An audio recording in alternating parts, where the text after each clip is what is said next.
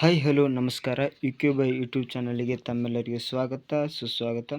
ಇವತ್ತಿನ ಕ್ಲಾಸಿನಲ್ಲಿ ನೋಡೋದಾದರೆ ದ್ವಿತೀಯ PUC ಅರ್ಥಶಾಸ್ತ್ರ ಪಾಸಿಂಗ್ ಪ್ಯಾಕೇಜ್, ಇದು ಸ್ಕೋರಿಂಗ್ ಪ್ಯಾಕೇಜ್ ಸಹ ಆಗಿದೆ. ವೆರಿ ಇಂಪಾರ್ಟೆಂಟ್ ಅಂತ ಪ್ರಶ್ನೆ, ಹೊಂದಿಸಿ ಬರಿ, ಇನ್ನಿತರ 1 ಅಂಕ 2 ಅಂಕ ವೆರಿ ಇಂಪಾರ್ಟೆಂಟ್ ಅಂತ ಪಾಸಿಂಗ್ ಪ್ಯಾಕೇಜ್ ಇದೆ. ಸರಿಯಾಗಿ ನೋಡ್ಕೊಳ್ಳಿ. ಹಾಗೆ ಪರಿವಿಡಿ ನೋಡೋಣ. ಪರಿವಿಡಿ ವಿಷಯ ಸೂಚಿ. ಪರಿವಿಡಿಯಲ್ಲಿ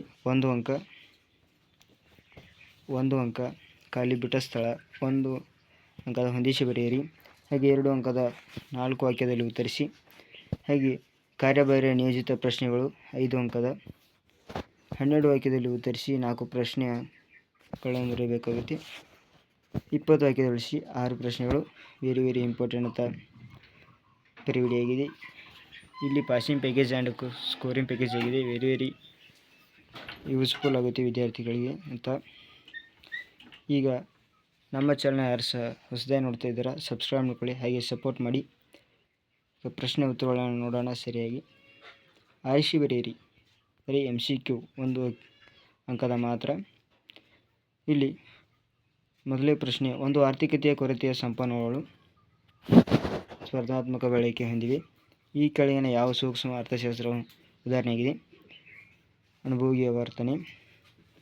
ಒಂದು ಆರ್ಥಿಕತೆ ಒಳಗೊಂಡಿರುವ ಕೇಂದ್ರೀಯ ಸಮಸ್ಯೆಗಳು ಮೇಲ್ನೆಯಲ್ಲವು. ಸಾಂಪ್ರದಾಯಿಕವಾಗಿ ಅರ್ಥಶಾಸ್ತ್ರದ ವಿಷಯದ ವಸ್ತುಗಳನ್ನು ಈ 2 ವಿಶಾಲ ವಿಭಾಗಗಳನ್ನು ಅಧ್ಯಯನ ಮಾಡಲಾಗಿದೆ. ಸರಿಯಾದ ಉತ್ತರ ಸೂಕ್ಷ್ಮ ಅರ್ಥಶಾಸ್ತ್ರ ಮತ್ತು ಸಮಗ್ರ ಅರ್ಥಶಾಸ್ತ್ರ. ಈ ರೀತಿ MCQ ಆಲ್ ಚಾಪ್ಟರ್ MCQವನ್ನು ನಾವು ನಿಮಗೆ ಕೊಟ್ಟಿದ್ದೇವೆ. ಸರಿಯಾಗಿ ನೋಡಿಕೊಳ್ಳಿ. ವೆರಿ ಇಂಪಾರ್ಟೆಂಟ್ ಅಂತ ಪಾಸಿಂಗ್ ಆ್ಯಂಡ್ ಪ್ಯಾಕೇಜ್ ಇದೆ.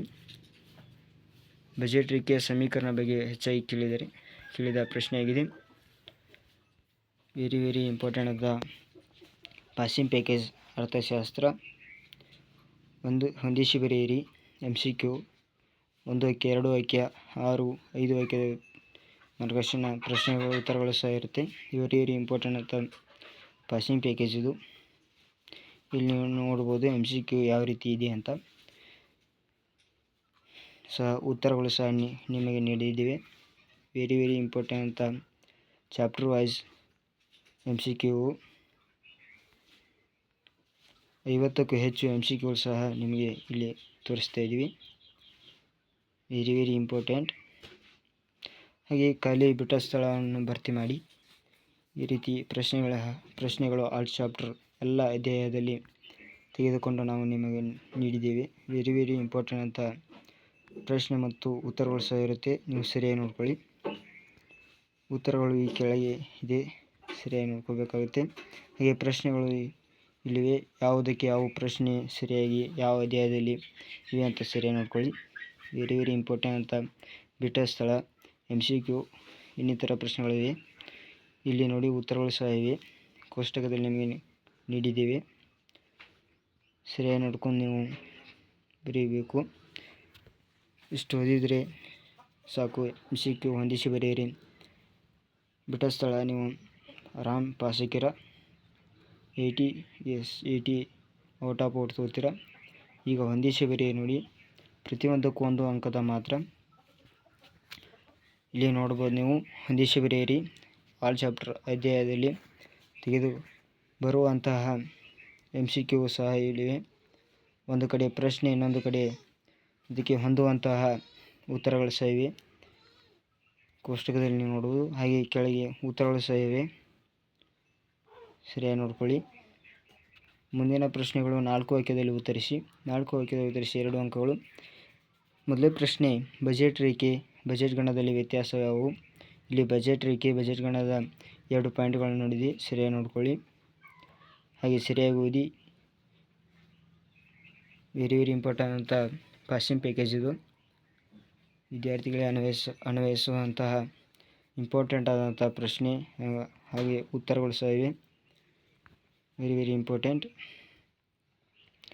ಇಲ್ಲಿ ಬೆಲೆ ಬೇಡಿಕೆ ಸ್ಥಿತಿಸ್ಥಾಪಕ ಎಂದರೇನು ಅರ್ಥೈಸುವಿರಿ? ಎರಡೇ ಲೈನಲ್ಲಿ ಹೇಳಲಾಗಿದೆ. ಹಾಗೆ ಸೂತ್ರ ಸಹ ಇದೆ, ಸರಿಯಾಗಿ ನೋಡ್ಕೊಳ್ಳಿ. ಹಾಗೆ ಸರಾಸರಿ ಆದಾಯ ಮತ್ತು ಶ್ರೀಮಂತ ಆದಾಯದ ಅರ್ಥ ತಿಳಿಸಿ. ವೆರಿ ಇಂಪಾರ್ಟೆಂಟ್ ಅಂತ ಪ್ರಶ್ನೆ ಮತ್ತು ಉತ್ತರಗಳಿವೆ. ಹೆಚ್ಚಾಗಿ ಕೇಳಿದಂಥ ಪ್ರಶ್ನೆಗಳು ಸಹ ಇಲ್ಲಿವೆ. ಸರಿಯಾಗಿ ನೋಡ್ಕೊಳ್ಳಿ ನೀವು. ವ್ಯತ್ಯಾಸಗಳು ಹೆಚ್ಚಾಗಿ ಗಮನ ಇಟ್ಟು ನೋಡಿ ಓದ್ಕೊಳ್ಳಿ. ಹೆಚ್ಚಾಗಿ ಅವನೇ ಕೇಳ್ತಾರೆ, 2 ವ್ಯತ್ಯಾಸಗಳನ್ನು ಕೇಳ್ತಾರೆ. ನೀವು ಸರಿಯಾಗಿ ಬರೆದ್ರೆ 4 ಅಂಕ. ಇಲ್ಲಿ ಹೆಚ್ಚುವರಿ ಬೇಡಿಕೆ ಕೊರತೆಯ ಬೇಡಿಕೆ ಅರ್ಥವನ್ನು ಬರೆಯಿರಿ. ಹೆಚ್ಚುವರಿ ಬೇಡಿಕೆ ಅಂದರೆ ಏನು, ಕೊರತೆಯ ಬೇಡಿಕೆ ಅಂದರೆ ಏನು ಸರಿಯಾಗಿ ನೋಡ್ಕೊಳ್ಳಿ. ಇಲ್ಲಿ ಹೈಲೈಟ್ ಮಾಡಿ ತೋರಿಸಲಾಗಿದೆ ನಿಮಗೆ. ಬಂಡವಾಳ ಕಾಯ್ದೆ ಮೇಗುತ್ತೆ ಕೊರತೆ ಯಾವಾಗ ಉಂಟಾಗುತ್ತೆ ಅಂತ ಕೇಳಿದರೆ ಸರಿಯಾಗಿ ನೋಡ್ಕೊಳ್ಳಿ. ದ್ವಿತೀಯ PUC ಇದು ವೆರಿ ಇಂಪಾರ್ಟೆಂಟ್ ಅಂತ ಪಾಸಿಂಗ್ ಪ್ಯಾಕೇಜ್, ವೆರಿ ಇಂಪಾರ್ಟೆಂಟ್ ಅಂತ ಪಾಸಿಂಗ್ ಪ್ಯಾಕೇಜ್ ಆಗಿದೆ. ಹಾಗೆಯೇ ಕಾರ್ಯಭಾರ ನಿಯೋಜಿತ ಪ್ರಶ್ನೆಗಳು ಸಹ ಇರುತ್ತೆ. ನಿಮಗೆ 2 ಕಾರ್ಯಭಾರ ನಿಯೋಜಿತ ಪ್ರಶ್ನೆ ಬರೆದರೆ ಸಾಕು, 10 ಅಂಕಗಳು ಸಿಗುತ್ತೆ. ಸರಿಯಾಗಿ ನೋಡ್ಕೊಳ್ಳಿ. ಮೊದಲೇ ಅಧ್ಯಾಯದಲ್ಲಿ ಬರುವಂಥ 5 ಕಾರ್ಯಭಾರ ನಿಯೋಜಿತ ಪ್ರಶ್ನೆ, ಸರಿಯಾಗಿ ಪ್ರಶ್ನೆ ಮತ್ತು ಉತ್ತರ ಸರಿಯಾಗಿ ನೋಡ್ಕೊಳ್ಳಿ. ಹಾಗೆ ಒಂದು ಕಡೆ PDF ಮಾಡಿಕೊಳ್ಳಿ, ಬರೆಯಿರಿ. ಒಂದು ನೋಟ್ಸ್ ತೊಗೊಂಡು ವೆರಿ ಯೂಸ್ಫುಲ್ ಅಂತ PDF ಆ್ಯಂಡ್ ಪಾಸಿಂಗ್ ಪ್ಯಾಕೇಜ್ ಇದು. 2ನೇ ಅಧ್ಯಾಯದಲ್ಲಿ ಬರುವಂಥ ಇದು ಕಾರ್ಯಭಾರ ನಿಯೋಜಿತ ಪ್ರಶ್ನೆ. ಹಾಗೆ ಉತ್ತರ ಸಹ ಇದೆ. ಖಾಲಿ ಪುಟದಲ್ಲಿ ತುಂಬಿದಂಥ ಉತ್ತರಗಳು ಸಹ ಇವೆ, ಸರಿಯಾಗಿ ನೋಡ್ಕೊಳ್ಳಿ. ಮುಂದಿನ ಕಾರ್ಯಭಾರ ನಿಯೋಜಿತ ಪ್ರಶ್ನೆ 5 ದೇಶಗಳ ಕರೆನ್ಸಿ ಬಗ್ಗೆ ಬರೀಬೇಕಾಗುತ್ತೆ. ಇಲ್ಲಿ ವೆರಿ ಇಂಪಾರ್ಟೆಂಟ್ ಅಂತ ಕರೆನ್ಸಿ ಬಗ್ಗೆ ಕೇಳ್ತಾರೆ. ಹೆಚ್ಚಾಗಿ ಕೇಳಿದಂತಹ ಕಾರ್ಯಭಾರ ನಿಯೋಜಿತ ಪ್ರಶ್ನೆ ಇದು, 3ನೇ ಸಲ ಕೇಳ್ತಾರೆ. ಹಾಗೆ 12 ವಾಕ್ಯದಲ್ಲಿ ಉತ್ತರಿಸಿ, ಪ್ರತಿಯೊಂದಕ್ಕೂ 4 ಅಂಕದಲ್ಲಿ ಉತ್ತರಿಸಿ. ವೆರಿ ಇಂಪಾರ್ಟೆಂಟ್ ಅಂತ 4 ಅಂಕದ ಪ್ರಶ್ನೆಗಳು ಇಲ್ಲಿ ನೀವು ನೋಡ್ಬೋದು. ಒಂದು ಸರಳ ಆರ್ಥಿಕತೆಯಲ್ಲಿ ಕೃಷಿ ಮತ್ತು ಕುಟುಂಬೇತರ ನೇಕಾರ ಶಿಕ್ಷಣ ಸಂಪನ್ಮೂಲ ಬಳಸಿ ಹೇಗೆ ತಮ್ಮ ಅಗತ್ಯತೆಗಳನ್ನು ಪೂರೈಸುತ್ತಾರೆ ಎಂಬುದನ್ನು ಸಂಕ್ಷಿಪ್ತವಾಗಿ ವಿವರಿಸಿ. ಇಲ್ಲಿ ಕುಟುಂಬ, ನೇಕಾರ, ಶಿಕ್ಷಕರ ಬಗ್ಗೆ ತೋರಿಸಲಾಗಿದೆ. ಉದಾಹರಣೆಗೆ ಕೃಷಿ ಅಂದರೆ ಏನು, ನೇಕಾರದ ಬಗ್ಗೆ, ಶಿಕ್ಷಕನ ಬಗ್ಗೆ ಮೊದಲೇ ಅಧ್ಯಯನದ ಪ್ರಶ್ನೆಯಾಗಿದೆ ಅದು, ನೀವು ಸರಿಯಾಗಿ ನೋಡ್ಕೊಳ್ಳಿ. ಹಾಗೆ 2ನೇ ಪ್ರಶ್ನೆಗೆ ಇಲ್ಲಿ ಒಂದು ಡಯಾಗ್ರಾಮ್ ತೆಗೆದು ಅದಕ್ಕೆ ಕೋಷ್ಟಕ ಹಾಕಿ ಈ ರೀತಿ ಎಕ್ಸ್ಪ್ಲೇನ್ ಮಾಡಿದರೆ ವೆರಿ ಇಂಪಾರ್ಟೆಂಟ್ ಅಂತ 4ಕ್ಕೆ 4 ಅಂಕಗಳು ಕೊಡ್ತಾರೆ. Very important. ಈ ರೀತಿ 4 ಅಂಕದ ಪ್ರಶ್ನೆಗಳು ಬಂದಾಗ ಗೊತ್ತಿಲ್ಲ ಅಂತ ಹೇಳಿ ಬಿಟ್ಟು ಬರಬೇಡಿ. ಏನಾರು ಒಂದು ಬರೆದರೆ 2 ಅಂಕ ಅಥವಾ 3 ಅಂಕ ಸಹ ಕೊಡ್ತಾರೆ. ಪ್ರಶ್ನೆಗಳು ಮಾತ್ರ ಬಿಟ್ಟು ಬರಬೇಡಿ.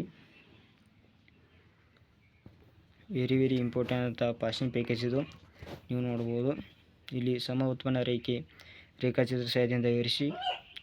ಒಟ್ಟು ಉತ್ಪನ್ನ, ಸರಾಸರಿ ಉತ್ಪನ್ನ ಮತ್ತು ಸೀಮಾಂತ ಉತ್ಪನ್ನಗಳ ಉದಾಹರಣೆ ಸಹಿತ ವಿವರಿಸಿ. ಈ ರೀತಿ ಒಟ್ಟು ಉತ್ಪನ್ನದ ಬಗ್ಗೆ ಬರೆಯಬೇಕಾಗುತ್ತೆ. ಹಾಗೆ ಅದರ ಸೂತ್ರ ಬರೆಯಬೇಕಾಗುತ್ತೆ. 4ಕ್ಕೆ 4 ಅಂಕಗಳು ಪಡೆಯುವಂಥ ಪ್ರಶ್ನೆಗಳಿವು. ಪ್ರತಿಫಲಗಳ ಪ್ರಮಾಣದ ಬಗ್ಗೆ ಒಂದು ಲಘು ಟಿಪ್ಪಣಿ ಬರೆಯಿರಿ. ಸ್ಥಿರ ಪ್ರತಿಫಲ, ಏರಿಕೆ ಪ್ರತಿಫಲ, ಇಳಿಕೆ ಪ್ರತಿಫಲ, CRS, IRS, DRS. ಹಾಗೆ ದೀರ್ಘಾವಧಿ ವೆಚ್ಚಗಳನ್ನು ವಿವರಿಸಿರಿ. ವೆರಿ ಇಂಪಾರ್ಟೆಂಟ್ ಅಂತ ಪಾಸಿಂಗ್ ಪ್ಯಾಕೇಜ್ ಇದು, ಸರಿಯಾಗಿ ನೋಡ್ಕೊಳ್ಳಿ. ನೀವು ಸರಿಯಾಗಿ ನೋಡ್ಕೊಳ್ಳಿ.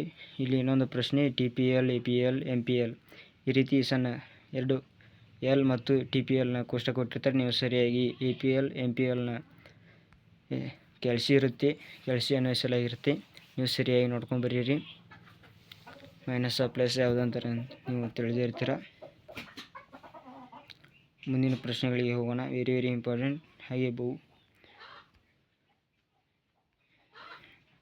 ಅಂತಿಮ ಸರಕು ಪರಿಕಲ್ಪನೆಗೆ ಲಘು ಟಿಪ್ಪಣಿ ಬರೆಯಿರಿ. ಈ ರೀತಿ ಟಿಪ್ಪಣಿ ಹಾಕಿ ಅರ್ಥ ವಿವರಣೆ ನೀಡಿ ಬರೆಯಬೇಕಾಗುತ್ತೆ. ಅದರ ಬಗ್ಗೆ ಕಾರಣ ಬರೆಯಬೇಕಾಗುತ್ತೆ. ಹಾಗೆ ಇನ್ನೊಂದು ಪ್ರಶ್ನೆ, ಒಂದು ಆರ್ಥಿಕತೆಯ ವೃತ್ತಾಕಾರದ ಚಲನೆಯನ್ನು ವಿವರಿಸಿ. ಫಿಕ್ಸ್ ಕ್ವಶನ್ ಅಂತ ಹೇಳ್ಬೋದು ಇದು. ವೃತ್ತಾಕಾರದ ಚಲನೆ ಈ ರೀತಿ ತೆಗೆದು ಅದರ ಬಗ್ಗೆ ಬರೆಯಬೇಕಾಗುತ್ತೆ. ಸುಲಭವಾದಂಥ ಪ್ರಶ್ನೆ ಅದು. ಹಾಗೆ ಮಾಹಿತಿಗಳು ಮತ್ತು ಕುರಿತು ಒಂದು ಟಿಪ್ಪಣಿ ಬರೆಯಿರಿ. ಧನಾತ್ಮಕ ಮಾಹಿತಿ, ಋಣಾತ್ಮಕ ಮಾಹಿತಿ, ಉದಾಹರಣೆ ಸಹ ಬರೆಯಬೇಕಾಗುತ್ತೆ. ನೀವೇ ನಿಮ್ಗೆ ಗೊತ್ತಿರೋ ಹಾಗೆ ಬರೆದರೆ ವೆರಿ ಇಂಪಾರ್ಟೆಂಟ್ ಅಂತ ಪ್ರಶ್ನೆಗೆ ಉತ್ತರ ಸಿಗುತ್ತೆ. ಇಲ್ಲಿ ಇನ್ನೊಂದು ಪ್ರಶ್ನೆ ಯಾವುದಂದರೆ, ಯೋಜಿತ ತಪಶೀಲು ಪಟ್ಟಿಯ ಶೇಖರಣೆ ಮತ್ತು ಕುಸಿತವನ್ನು ಉದಾಹರಣೆಗಳೊಂದಿಗೆ ವಿವರಿಸಿ. ಇಲ್ಲಿ ತಪಶೀಲು ಪಟ್ಟಿ ಬರೆಯಬೇಕಾಗುತ್ತೆ, ಶೇಖರಣೆ ಮತ್ತು ಕುಸಿತದ ಬಗ್ಗೆ.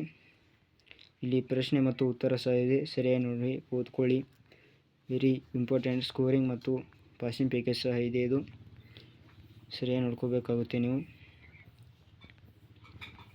ಆಲ್ ಚಾಪ್ಟರ್ ಅಂದರೆ ಎಲ್ಲ ಅಧ್ಯಾಯದ ಪ್ರಶ್ನೆ ಮತ್ತು ಉತ್ತರಗಳು ಸಹ ಇಲ್ಲಿ ನಿಮಗೆ ನೀಡಲಾಗಿದೆ, ಸರಿಯಾಗಿ ನೋಡ್ಕೊಳ್ಳಿ ಹೂಡಿಕೆ ಬಿಂಬಕ ರೇಖಾಚಿತ್ರ ಮೂಲಕ ವಿವರಿಸಿ.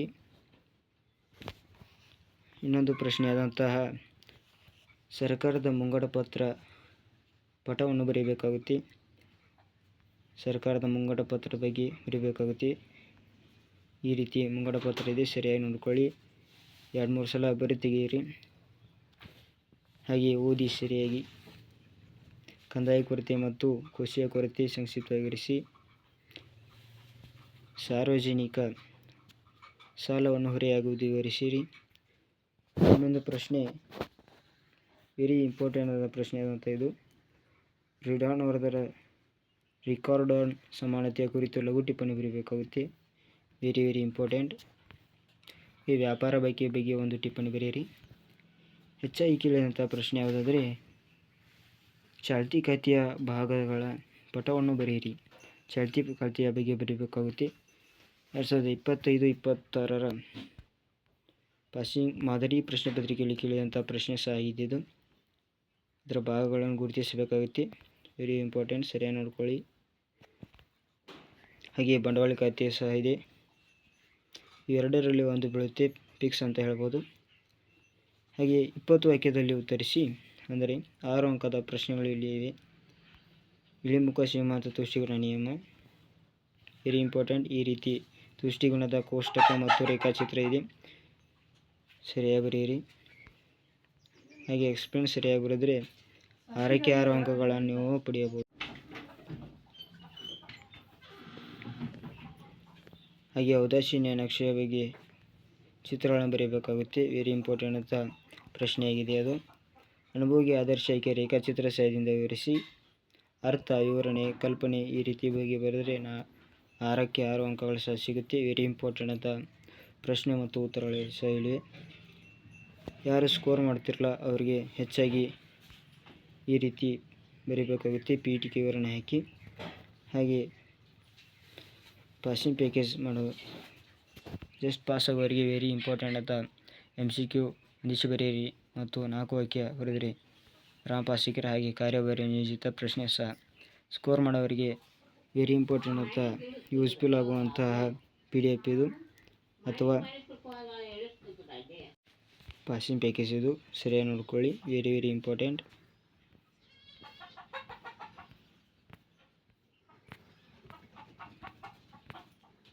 ಹಾಗೆ ಪರಿಪೂರ್ಣ ಪೈಪೋಟಿ ಮಾರುಕಟ್ಟೆಯ ಬೇಡಿಕೆ ಮತ್ತು ಏಕಕಾಲ ಪಲ್ಲಾಟದಲ್ಲಿ ರೇಖಾಚಿತ್ರ ವಿವರಿಸಿ. ಈ ರೀತಿ ಪಲ್ಲಾಟಗಳು ಅಂತ ಬರೀಬೇಕಾಗುತ್ತೆ. ಈ ರೀತಿ ರೇಖಾಚಿತ್ರ ಬರೀಬೇಕಾಗುತ್ತೆ. ಹೆಚ್ಚಾಗಿ ಕೇಳಿದಂಥ ಪ್ರಶ್ನೆ ಮತ್ತು ಪ್ರಶ್ನೆಯಾಗಿದೆ ಇದು, ಸರಿಯಾಗಿ ನೋಡಿ. ಇನ್ನಿತರ ಪ್ರಶ್ನೆಗಳು ಸಹ ಕೊಟ್ಟಿರ್ತಾರೆ ಅಥವಾ ಅಂತಲೂ ಕೊಟ್ಟಿರ್ತಾರೆ, ನೀವು ಸರಿಯಾಗಿ ಬರೀಬೇಕಾಗುತ್ತೆ. ವೆರಿ ಇಂಪಾರ್ಟೆಂಟ್ ಅಂತ ಪ್ರಶ್ನೆ ಮತ್ತು ಲೆಕ್ಕಗಳು ಸಹ ಇರುತ್ತೆ, ನೀವು ಸರಿಯಾಗಿ ಬರೀರಿ. ಈ ಲೆಕ್ಕ ಫಿಕ್ಸ್ ಅಂತ ಹೇಳ್ಬೋದು. ವೆರಿ ಇಂಪಾರ್ಟೆಂಟ್ ಅಂತ ಲೆಕ್ಕ ಇದು. ಹಾಗೆ ಕೋಷ್ಟಕದ ಇನ್ನೊಂದು ಲೆಕ್ಕ ವೆರಿ ಇಂಪಾರ್ಟೆಂಟ್. ಇನ್ನೊಂದು ಪ್ರಶ್ನೆ ಏಕಸ್ವಾಮ್ಯದ ಉದ್ಯಮ ಘಟಕ ಅಲ್ಪಾವಧಿ ಸಮಾಲೋಚನಾ ಶೂನ್ಯ ವೆಚ್ಚದ ಸರಳ ಪ್ರಮಾಣದ ಸಹಾಯದಿಂದ ವಿವರಿಸಿ. ವೆರಿ ಇಂಪಾರ್ಟೆಂಟ್ ಅಂತ ಪ್ರಶ್ನೆ ಮತ್ತು ಪಾಸಿಂಗ್ ಪ್ಯಾಕೇಜ್ ಇದು.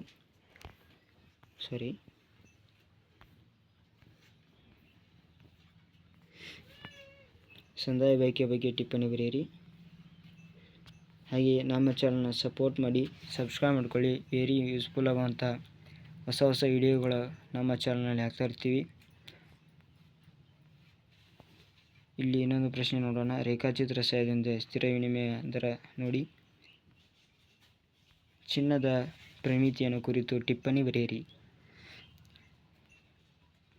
ಹಾಗೆ ನಮ್ಮ ಚಾನಲ್ನ ಸಪೋರ್ಟ್ ಮಾಡಿ, ಸಬ್ಸ್ಕ್ರೈಬ್ ಮಾಡ್ಕೊಳ್ಳಿ. ಇದೇ ರೀತಿ ಹೊಸ ವಿಡಿಯೋಗಳ ಮತ್ತೊಮ್ಮೆ ಸಿಗೋಣ. Thank you. All the best.